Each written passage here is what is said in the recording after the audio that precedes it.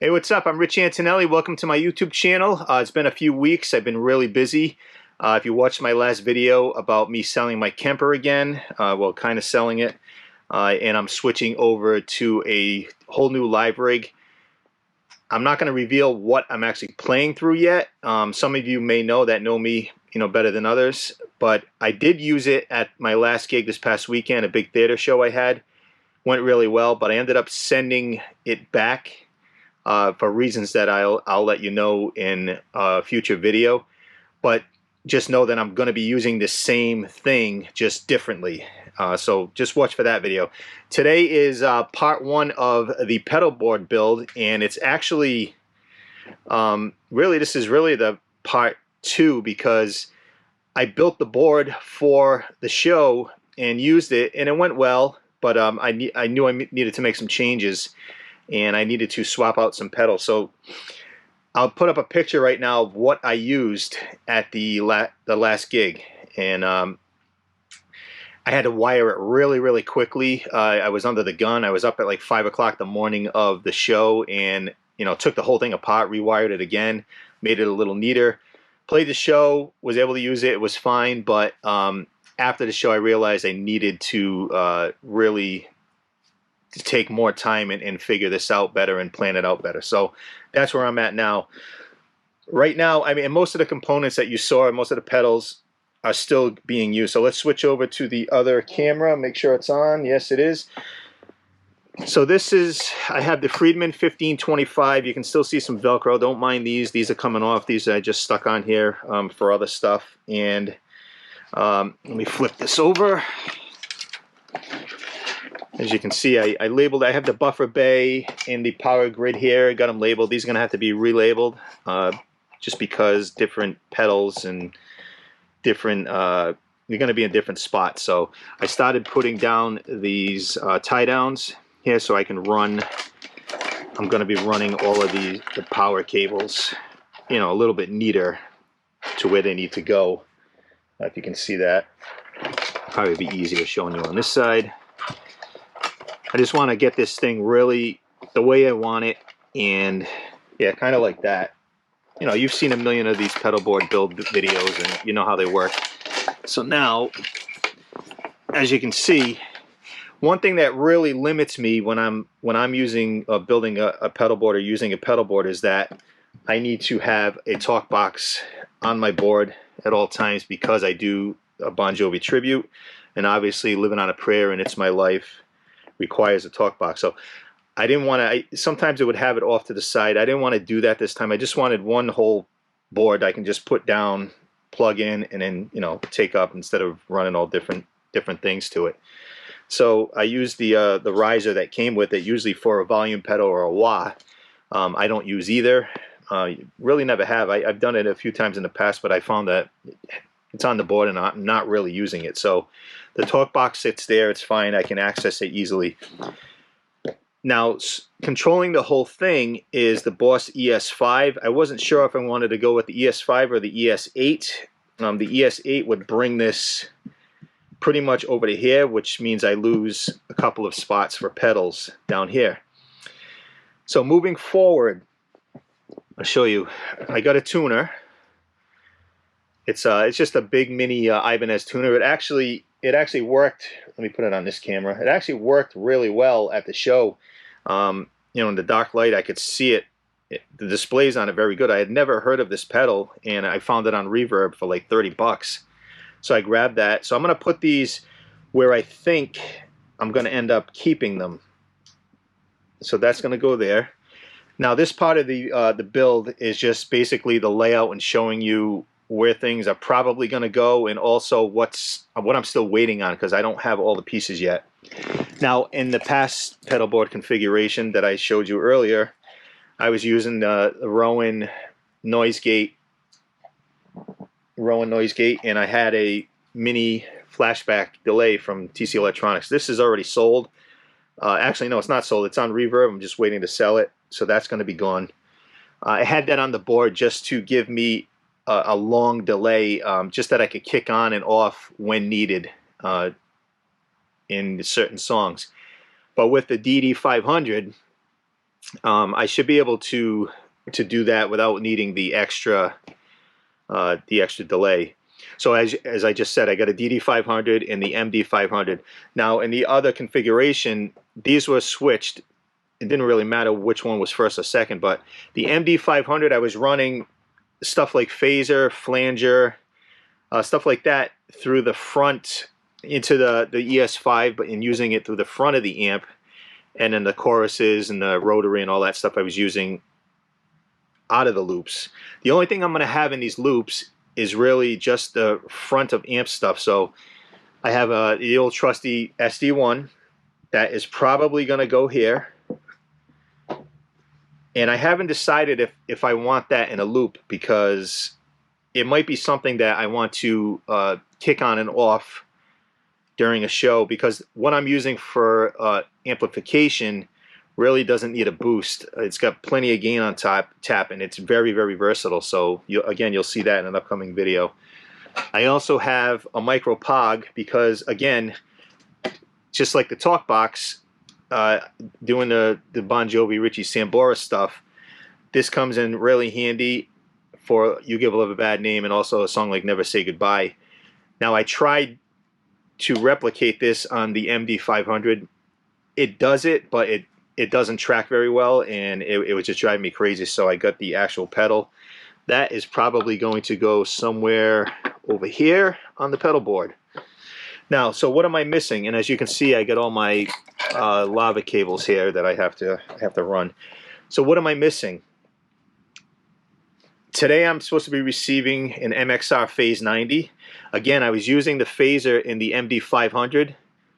It just doesn't cut it. It doesn't sound as good to me as the actual pedal. So the MD500 is really going to be used for just choruses and rotaries and tremolo and stuff like that. And it's all just going to be in the loop of the amp, I should say, not in the ES5. So the DD500 and the MD500 are going through the loop of the amp, and they're going to be switched via MIDI with the ES5. Also going in the loop is going to be probably going to be buying a Hall of Fame reverb from TC Electronics. I'm not a big reverb guy. I just need a good plate reverb, and that's probably going to go somewhere, probably up here, long ways, to be able to fit what I need to fit. It just depends. Now I was saying the MXR phaser, that's going to be put down here because it's a little bit of a smaller pedal, so I'll have the space for it. And I'm also going to be buying an MXR. I love MXR. I've been using this stuff for years. An MXR micro flanger. I was looking at the the full size flanger, but it takes the 18 volt, and I don't want to deal with that, having an extra cable or whatever running and using up two spots on the power grid. I need all the outputs on the power grid to really power everything without adding extra stuff. So that is also going to go down in here. So I'll have the Phase 90 and the flanger down here, which will be in one of these loops from the ES5. Now, moving on. Like I said, I was using the noise gate from Rowan, but I also have coming tomorrow the Boss NS2, which I've used in the past and works great, and you can actually use it in the front of the amp and in the loop of the amp. So I'm going to use it in that configuration. That's probably going to be, oh, you know what? Let's move this pog over. The NS2 might be up here, just so it's the first thing, so I can run the cables through here this way, and then this may go here. So the other pedal I was thinking of was getting another overdrive pedal, and I was really close to buying another one, but after thinking about the amp that I'm going to be using, I don't think I'm really going to need an overdrive or any kind of distortion pedal, because number one, I'm playing Bon Jovi. I don't need like a thrash type tone. Number two, the amp that I'm going to be using really doesn't need that. It's, like I said, it's very versatile, and just putting another pedal on there for the sake of having a pedal, I mean, that's just another thing in line that I just don't need. So counting the buffer bay, because the buffer bay, I keep the buffer on, so that's 1, NS2 is 2, POG is 3, DD500 is 4, MD500 is 5, ES5 is 6, tuner is 7, SD1 is 8, phaser is 9, and flanger is 10. So I got all 10 outputs from the Friedman power grid to pretty much cover this whole board. The only thing that I have to run external is the talk box, which has its own power supply, which is fine because I run the one power cable out of this whole board, and I always have an extension cord there, like a little, I don't know if it's over here, but I have a Furman little, what do you call it, outlet that I leave next to the board. So that'll just plug into there. It's very, very simple. It attaches on the side, and I'm ready to go. So that's where I'm at right now. Like I said, I'm just waiting on the phaser today, the noise suppressor tomorrow, and then all I really have to buy is a flanger. I'm just kind of waiting for this flashback delay to sell so I can do that.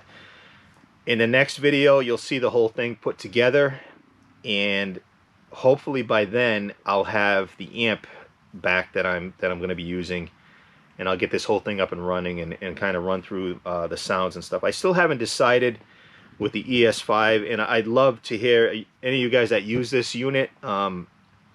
My idea was to have the POG, let's see, the POG, the phaser, and I believe just the flanger in the loops. I was going to put the SD1 in, but at this point, like I said, I think I'm going to keep it out so I can just turn that on and off manually when I really need it or feel like boosting something. So I'm only going to be using really 3 of these loops. And I want to, if any of you guys that use it have this, what I want to be able to do, and I'm going to be switching amp channels with this too, so I haven't decided if I want to make, you know, like a patch per song where I can go through like intro, verse, chorus, solo, this and that, or set it up where I'm trying to figure out if there's a way you can just turn effects on and off. I know you can go into manual and memory mode on it, but I'm kind of at a crossroads as to how I can switch the channels on the amp with one push, but also be able to turn on an effect or two when I want to. So the MD500 and the DD500, when the channels switch, are going to switch properly to whatever effect that I need for that. Like my rhythm will have no chorus or any kind of modulation, but I'll have a little bit of a slapback delay on that. So that'll come on when I switch my rhythm channel. When I switch to my lead channel, still no modulation unless I'm doing a solo like Always from Bon Jovi, where it has the rotary speaker on there. That'll switch on, and then I always have more of a delay on my solo, so the DD500 will switch over to that.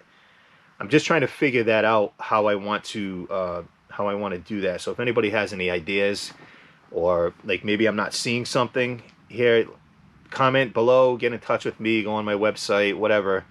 And I appreciate any kind of feedback from anyone I've used the ES5 before, and actually used the ES8, but I had a different amp that I didn't really switch channels on it, so I was able to just use the buttons or the switches as effect on and off. But I'm not doing that here. I'm actually going to be switching multiple channels on the amp, and I think the easiest way is going to be actually setting like switch number 1 as a clean with chorus, some delay on it, and then go to switch number 2 is my basic rhythm, which is just going to have a little bit of a slapback delay, or something like that. But then I want to be, when I'm in my rhythm, I want to be able to either turn on the phaser or flanger at any time. So I guess I'm going to have to hold the bank switch down in order to access the individual effects. And that's a reason why I want to have this super overdrive out of the loops, so I don't have to go into that different mode to access that. So I might just might do that. Then I was thinking, do I, bear with me here. I know this is probably getting boring, but I really would love feedback on this. Then I was thinking, do I even need the ES5? Do I just get a simple like amp channel switcher and just go from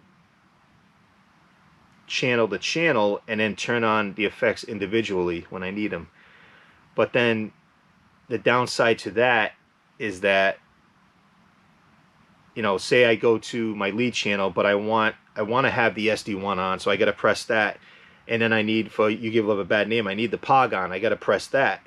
And then I need more delay, then I got to press that. So it's kind of a give and take situation here. I think the easiest way is to use the ES5 with those 3 pedals in the loops, and just maybe for certain songs set up one bank or one preset where I can just move across. But that's it for today.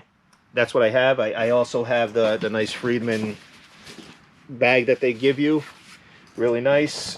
When I do a fly date, I'm probably going to either use my Headrush gig board. I can just throw that in a suitcase, rather than I really don't want to bring this thing on a plane, so I'll have a whole another setup. Maybe I'll do a video on that too down the road. But this is my board build now, and looking forward to finishing it, showing you guys. And please subscribe if you haven't already. Hit that little bell, you know, ring the bell, because I noticed it's very important, because whenever I subscribe to a channel, I always hit that bell so I know when the new videos come out. You get a notification. I'd really appreciate if you did that. I noticed that a lot of my videos, when they first come out, they aren't being watched right away, and then people kind of slide into them.